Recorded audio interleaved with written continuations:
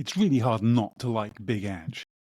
If you look at where he's come from, how he's built his career, it's phenomenal. The type of football that he has his teams playing, it's fabulous to watch. It's really very entertaining. Problem I have with Big Ange is that sometimes you have to adapt, and that's just life. And so when I was thinking about what he's been doing at Tottenham and the challenges he's currently having, it makes me think about startups and the earlier stage businesses that I see in the sports industry. The reason for that is that it's so rare that I see an early stage business recognize that they might have rivals, that they may have competition, that they aren't perfect and that the competition are better than maybe they would like to think they are.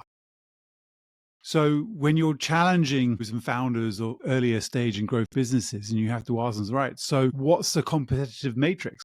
I'm not asking the question because I don't care about their business and how they're doing. I'm asking because I want to see how they think about the competition, what the analysis is, where the weaknesses and strengths are. How do they challenge that business model?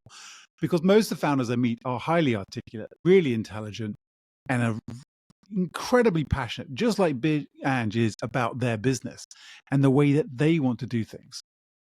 The challenge for me is that you have to recognize that there are others in the industry, there are others in the marketplace. So how do you adapt to that? How do they impact you? What is the market perception of your business or market perception of your rivals? Because perception is often greater than reality. If for some reason people perceive your competition is doing what you're doing, even if they're not in your mind, then you have a problem.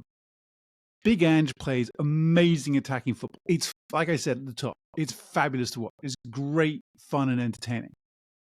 The challenge is that sometimes he seems to forget who he's playing against. So when I watched it as a Chelsea fan this past weekend, I was honestly gobsmacked that whatever tactics he had for setting up defensively allowed for Enzo Fernandez and even more so Cole Palmer to be sat there in acres of space because it carried on for the entire game. So either he coached it or he condoned it by not changing things during the game. And that just makes no sense. You can still play your game whilst recognizing what the others represent and the threats and the opportunities that means. So I think just as I've never seen a sport business having a line in it about marketing, I've very rarely seen a early stage business with a line about a genuine line. I've seen a slide which goes, "Oh, look, this is my competition. They're all crap. Look how amazing I am."